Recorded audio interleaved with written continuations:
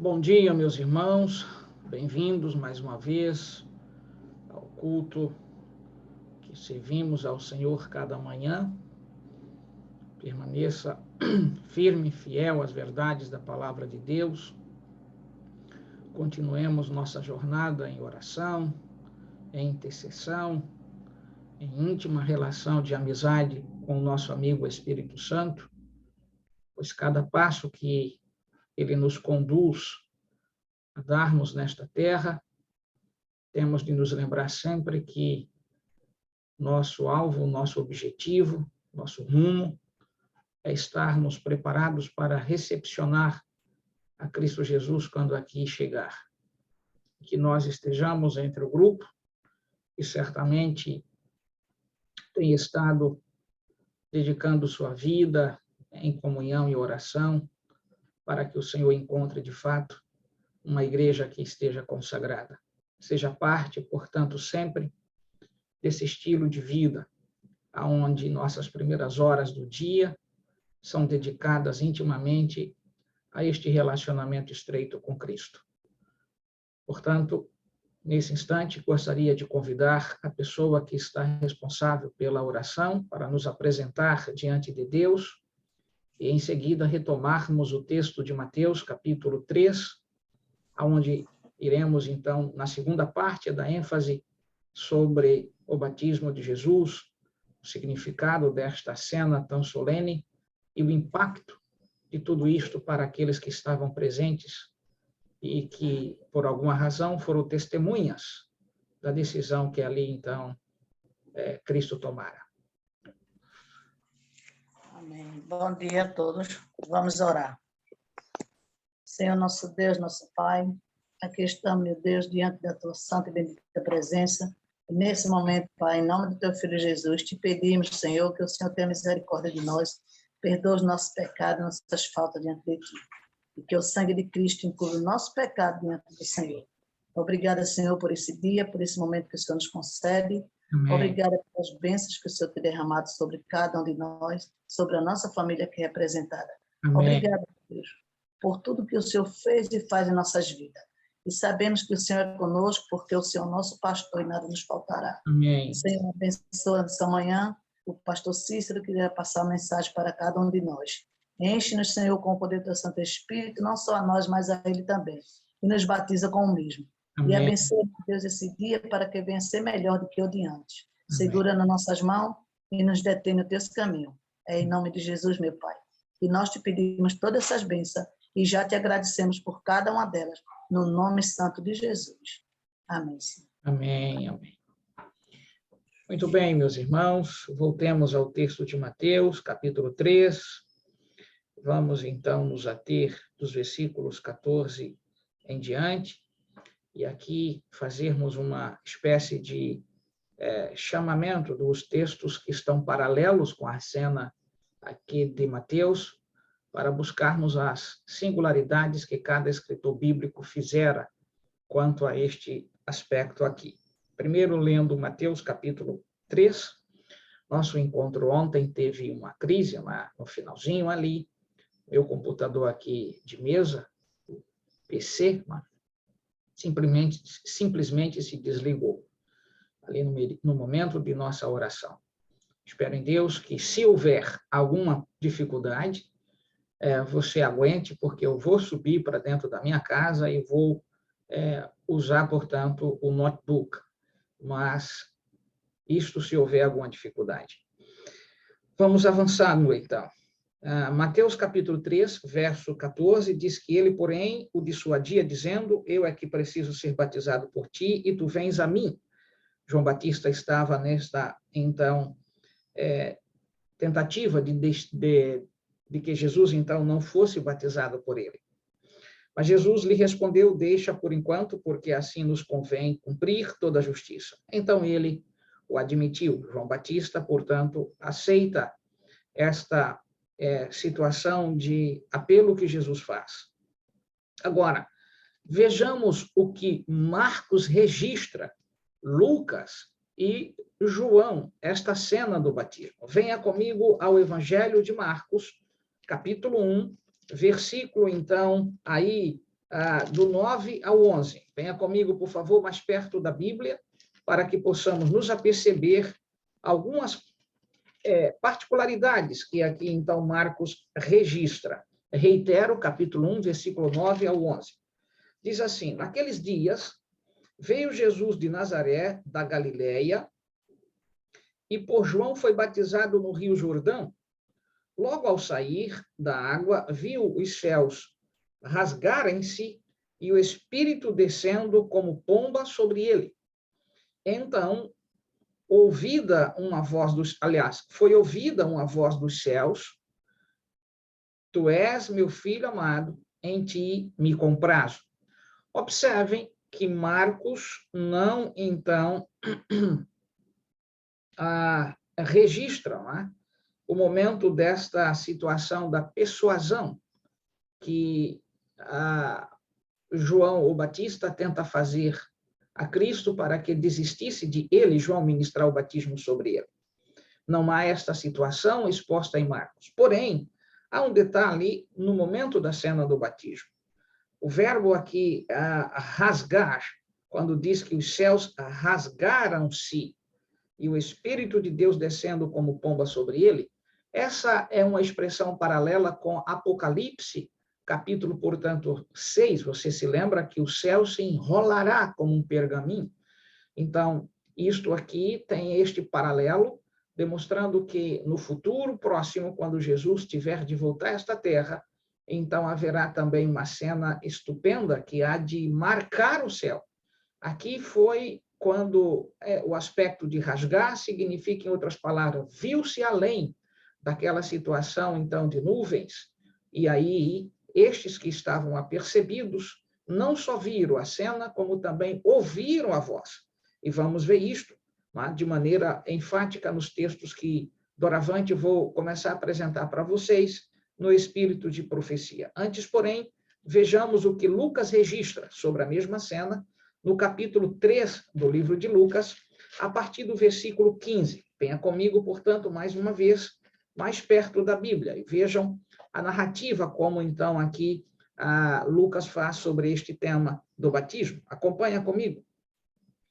Estando o povo na expectativa e discorrendo todos no seu íntimo a respeito de João, se não seria ele, porventura, o próprio Cristo, disse João a todos: eu, na verdade, vos batizo com água, mas vem o que é mais poderoso do que eu, do qual não sou digno de desatar-lhe as correias das sandálias.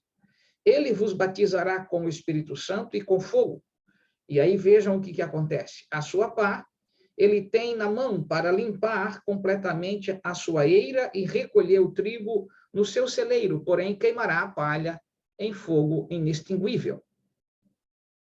Quando vamos para os versículos, portanto, 21 e 22, Lucas registra especificamente a cena do batismo. E aí vejam o que acontece nestas cenas, porque eu vou chamar-te a atenção a um dado singular que só Lucas apresenta, que tem a ver com que idade Jesus estava para ser batizado. E aconteceu, verso 21, que ao ser dado o povo batismo, e aconteceu que, ao ser todo o povo batizado, também o foi Jesus. E estando ele a orar, o céu se abriu. Observem que, então, quando nós fazemos o paralelo de vinculação entre os textos de Mateus, Marcos e Lucas, veja que Mateus registra que, então, ouviu-se uma voz vinda do céu, mas não diz em que circunstância isso ocorreu, qual foi o intervalo para que isso tivesse ocorrido. Marcos, igualmente, não foca sobre esse instante, do ponto de vista desse marco de tempo, quando é que, de fato, o céu se rasgara.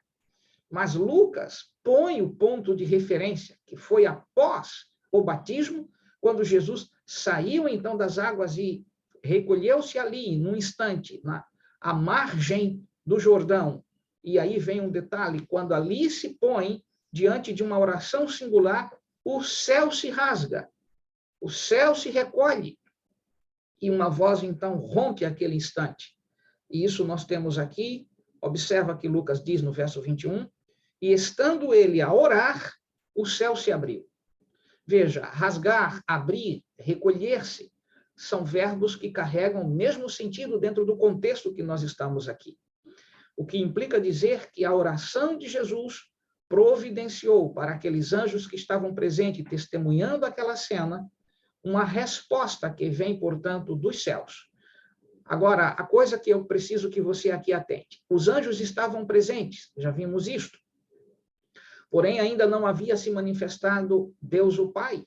Mas, quando Cristo pôs-se a orar, houve, portanto, uma resposta do céu. Então, quando a gente faz esta tomada, não é, de paralelo entre os textos, então a gente tem uma cena mais ampla, a gente começa, portanto, a seguir a sequência do que está acontecendo ali. Mas não só, venha para o versículo 22. E o Espírito Santo, veja, Lucas, quando diz que é o Espírito Santo, não foi a frase usada, portanto, por Mateus. Mateus usa a expressão, e viu o Espírito de Deus. Alguns são muito enfáticos em quererem negar o Espírito Santo, deixando claro que Espírito de Deus não é Espírito Santo, mas é a própria manifestação de Deus. Mas isso é o que eu chamo, portanto, de leitura precária do Evangelho. Porque quando você faz a leitura em paralelo, aquilo que um autor, no caso aqui de Mateus, expõe, outro, portanto, amplia a compreensão. E veja que o Espírito de Deus é o Espírito Santo, e não que seja o próprio Deus a manifestar-se, são coisas distintas, e nós vamos voltar a Mateus e vamos verificar as três personagens da divindade aí presentes no instante do batismo. Mas antes, porém, continuemos lendo o que Lucas diz no capítulo 3, versículo 22. Acompanhe. E o Espírito Santo desceu sobre ele em forma corpórea, como pomba, ou seja, na verdade, está aqui em forma corpórea, significa na forma, no corpo, na imagem, numa situação, portanto, aqui perceptível, visível, nada foi oculto, em forma corpórea de uma pomba. E aí, quando nós pegamos o texto de Ellen White, né, ali no livro, portanto, da Young Instructor, nós, então, encontramos a expressão utilizada por ela com um dado a mais, que ela, então, diz que em forma de pomba de ouro.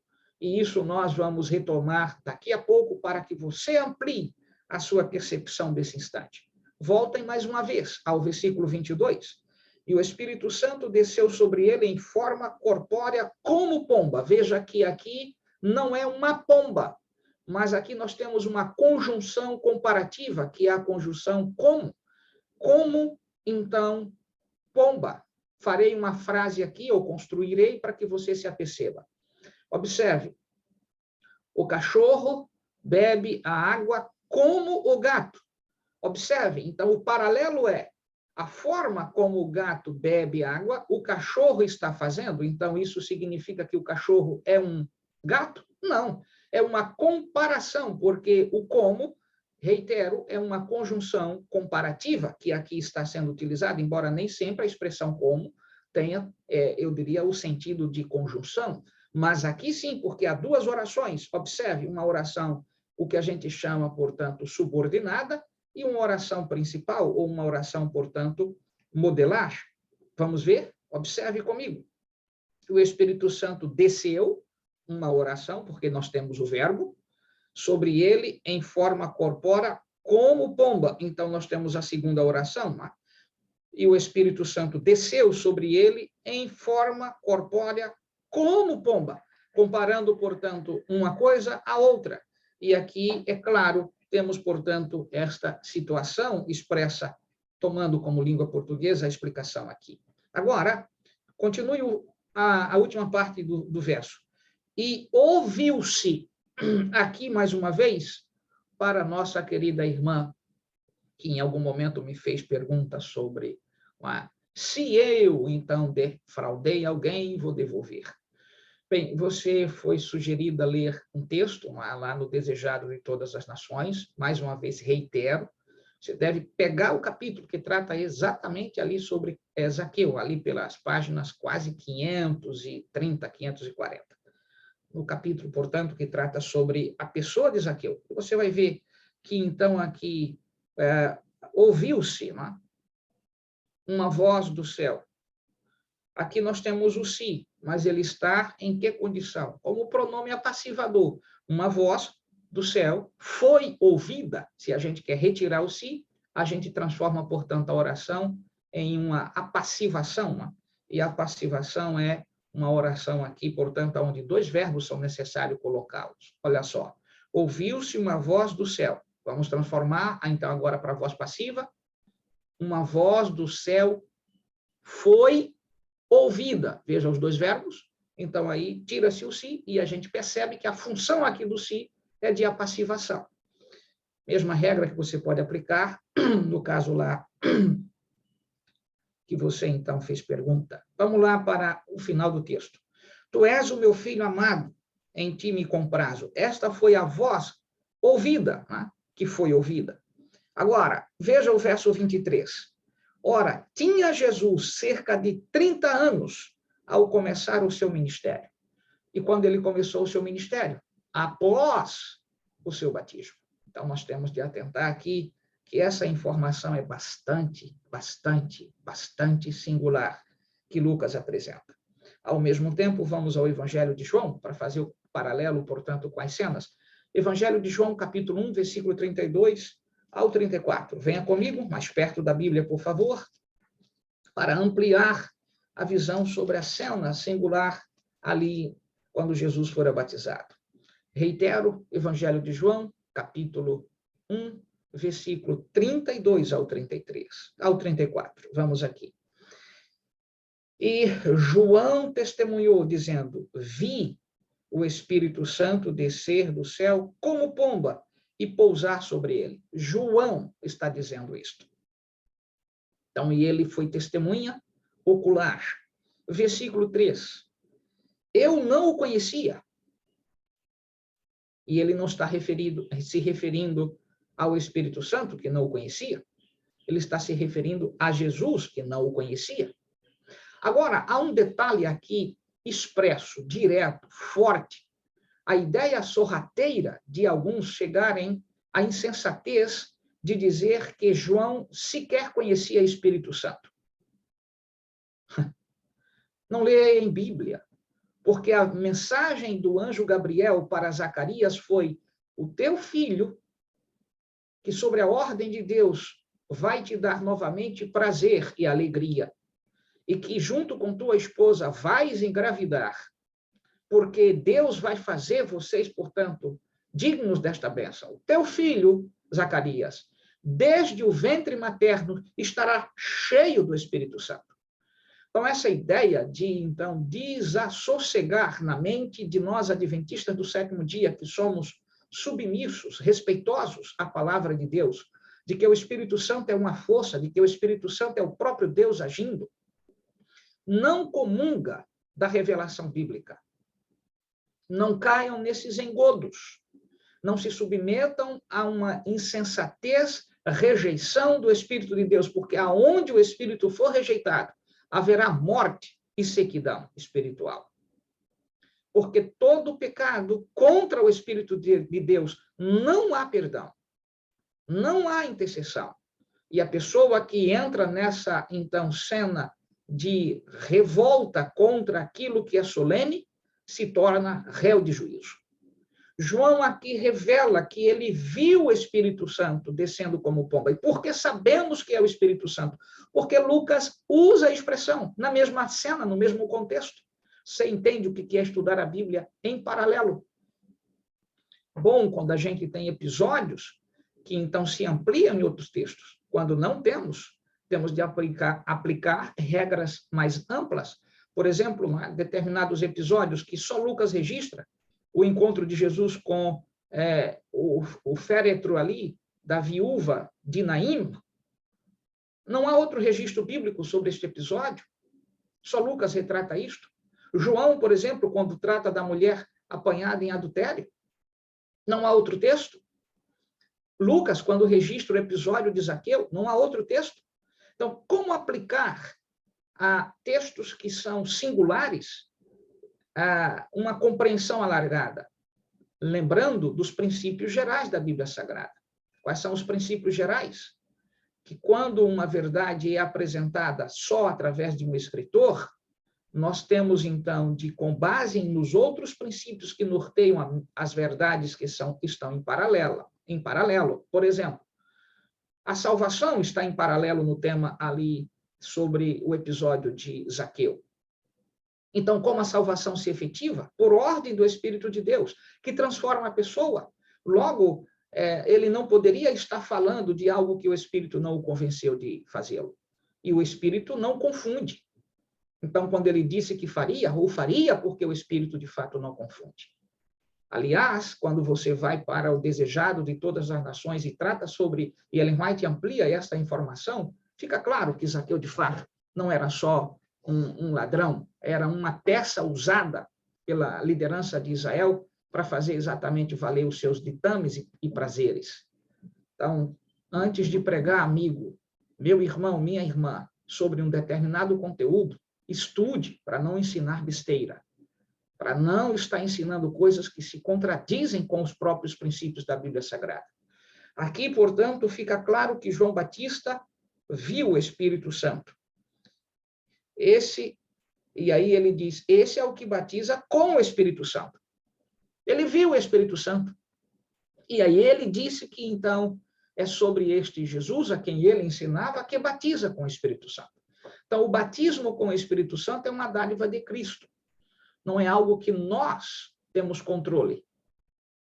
O desejo, a vontade, a submissão, o apelo, e aí, então, a vontade de Jesus de outorgar a quem pede.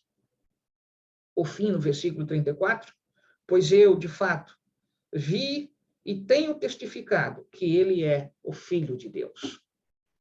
Então, a ampliação, voltando agora a Mateus capítulo 3, vamos fazer uma síntese inteligente.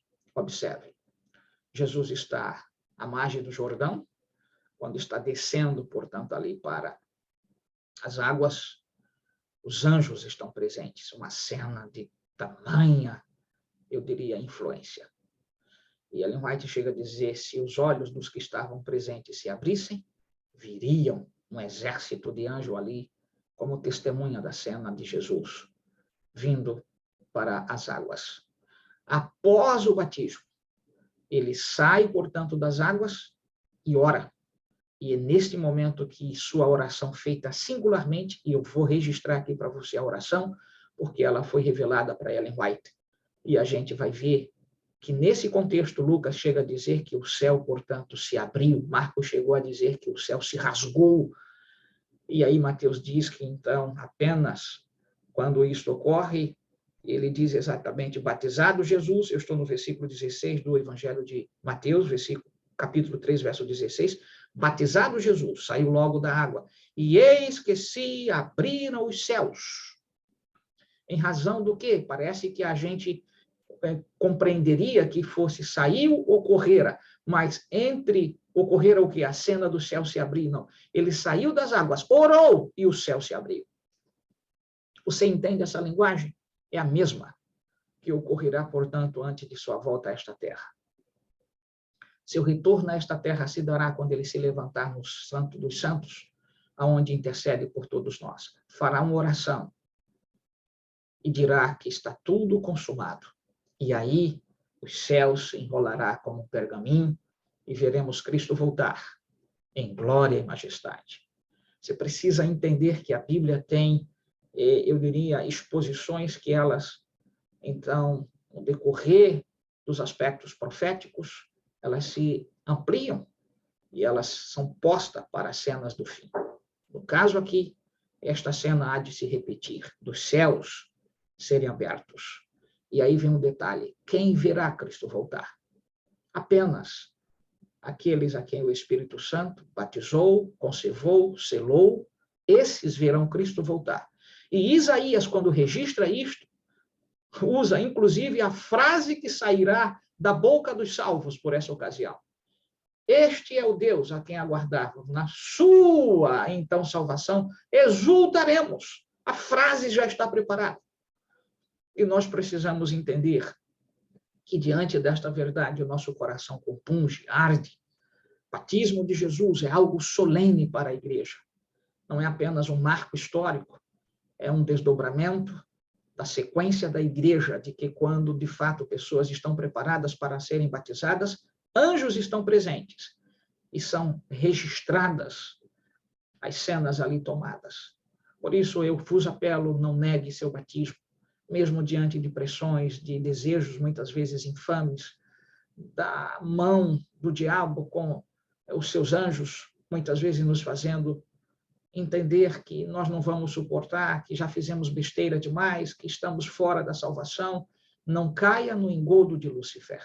Quanto mais pessoas ele consegue levar para o seu lado, mais ele, portanto, alegra-se em acusar a Deus de que ele não tem acesso a essas pessoas. Mas é um ledo engano. Quando nós, então, nos submetemos ao nosso amigo Espírito Santo, ele nos modifica. Ele nos dá nova chance para que confessemos os pecados e nos entreguemos a Cristo Jesus. Eu queria, nesse instante, convidar você para ver, portanto, outros textos aqui do Espírito de Profecia. E eu espero em Deus que nós tenhamos condições, portanto, de ver o que aqui eu quero te apresentar. Ainda não está. Eu deixo aqui voltar para fazer isso de novo. Fato é, meus queridos amigos e irmãos, que nós não devemos, portanto, nos esquecer das verdades que o Senhor nos chamou a participar. Vida solene, ministério solene, vida de esposo, de esposa, de uma consagração realmente forte e verdadeira, a fim de que nós tenhamos condições de viver sem ter do que nos envergonhar. Então, atentem, vivam, compartilhem a verdade, de sorte que nós tenhamos condições de avançar sem ter do que nos envergonhar. Atentem para tudo que temos estudado aqui neste ambiente chamado, então, culto matutino. E certamente o Senhor nos fará caminhar de maneira justa e direta, para que não tenhamos do que nos envergonhar, nem agora e muito menos no futuro. Então, que Deus te ajude nesse aspecto, nesse sentido, a fim de que a gente possa avançar. Deixa eu ver se eu consigo compartilhar. Aqui está sempre em tela pequena, miúda, mas normalmente está dando problema aqui, mas eu vou corrigir. Deixa só um momento para a gente poder ter condições de ver em uma tela mais ampla, para que a leitura fique adequada. Todas as vezes que eu estou pedindo, o texto está saindo. Vamos ver aqui se ele volta.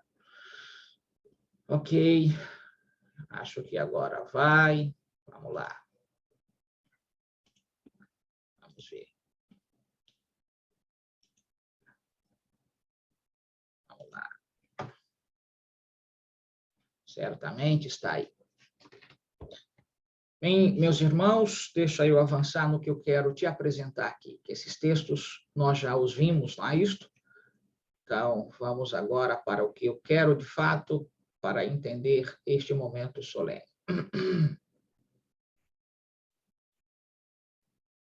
Muito bem. Ok.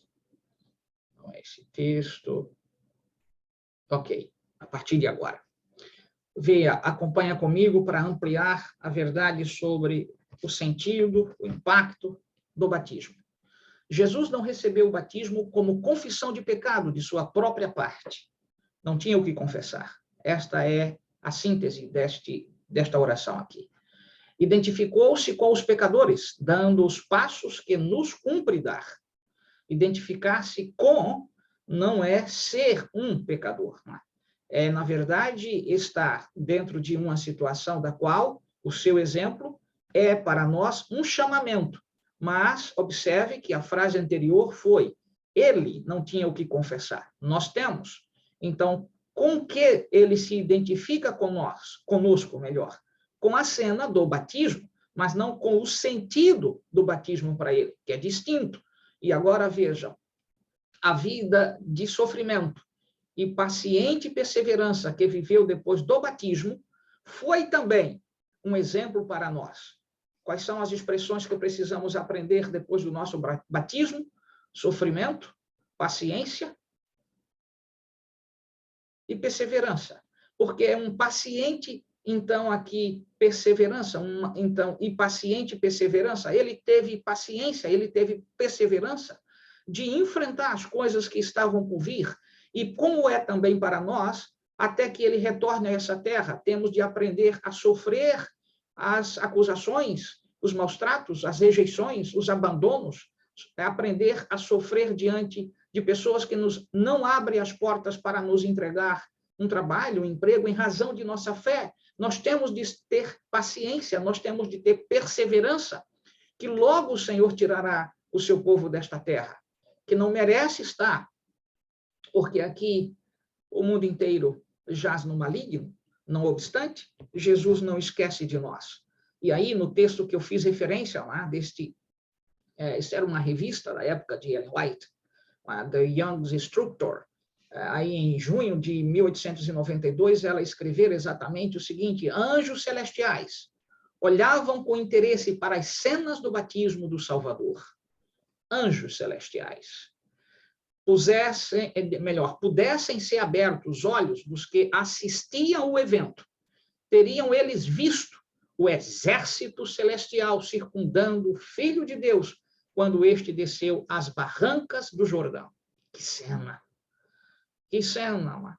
Anjos estavam presentes, mas se tivessem eles, que lá estavam, tido a oportunidade de ver, enxergariam que aquele que lá estava, de fato, era o escolhido de Deus.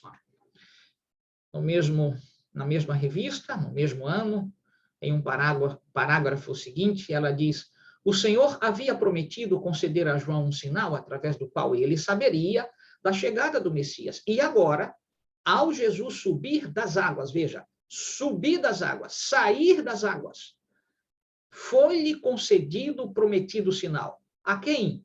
A João. E observe, e ele viu os céus se abrirem, e o Espírito de Deus, na semelhança de uma pomba de ouro, olha a informação mais ampliada, Mateus fala que é em semelhança de pomba, Marcos fala em semelhança de pomba, Lucas, portanto, fala a respeito de que era o Espírito Santo, e agora Ellen White usa as mesmas expressões, mas então agora usa um elemento ampliativo, pomba de ouro polido, era a forma como estava lá, ou seja, o impacto do brilho que estava o Espírito Santo descendo sobre Cristo Jesus. Sobrevoar, observem, a cabeça de Cristo, enquanto uma voz provinha do céu, dizendo: este é o meu Filho amado, em quem me comprazo.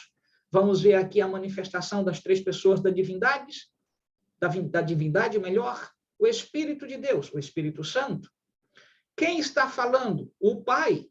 A quem está falando? Ao Filho, que está aqui, portanto, Jesus. Observe, Jesus, o Espírito Santo e o Pai. A manifestação no batismo é algo especial, é algo solene. A ideia esdrúxula de muitos de negarem a Cristo como sendo Deus, de negarem o Espírito Santo como sendo Deus, é uma acusação profunda e, ao mesmo tempo, um ato de rebeldia contra aquilo que é tão claro nos evangelhos. As mesmas cenas ampliadas, não percam de vista que todos retratam a mesma cena. Marcos, Lucas, João e o texto singular que estamos estudando de Mateus. Um pouquinho mais à frente, desculpem, eu terminei derrubando aqui o meu mouse. Um pouquinho mais à frente, Ellen White diz assim, deixa eu voltar aqui, os pais cujos filhos desejam batizar-se,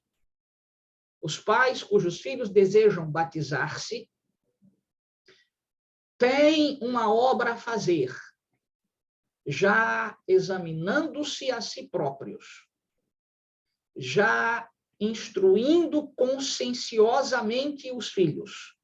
O batismo é um rito muito importante e sagrado, e importa compreender bem o seu sentido.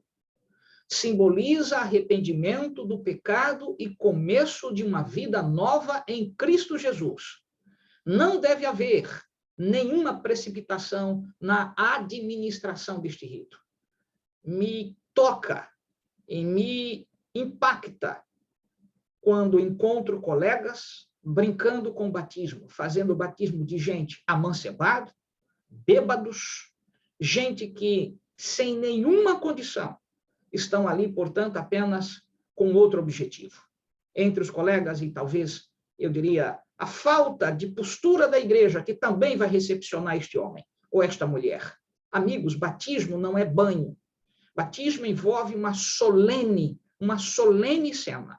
E, ao mesmo tempo, que não haja precipitação de pessoas que não estejam preparadas para receberem aquilo que é impactante na vida de todos nós. Não deve haver precipitação na administração desse rito. Pais e filhos devem avaliar os compromissos que por ele assumem. Por ele quem? O batismo. Né? Consentindo no batismo dos filhos, os pais contraem, em relação a eles, a responsabilidade sagrada de despenseiros para guiá-los na formação do caráter. Comprometem-se a guardar com especial interesse esses cordeiros do rebanho, para que não desonrem a fé que professam. Vejam, isso está atrelado para os pais nos cuidados dos filhos após o batismo. E como ficaria para os que são adultos? Por isso que eu gostaria que você não esquecesse disto. Por fim, no livro Vida de Jesus, página 42, termino, portanto, minha abordagem nesta manhã, para que você entenda a amplitude, o impacto, a solene situação que você e eu um dia tomamos no batismo. Se foi uma decisão firme aos pés de Jesus, o meu e o teu nome foram registrados nos livros sagrados, nos céus dos céus. Mantenha a sua fé, mantenha seu batismo. Quando saiu da água, olha a cena, eu me emociono com esta cena. Ajoelhou à margem e orou. Então o céu se abriu e raios de glória refugiram e viu o Espírito de Deus descendo como pomba vindo sobre ele.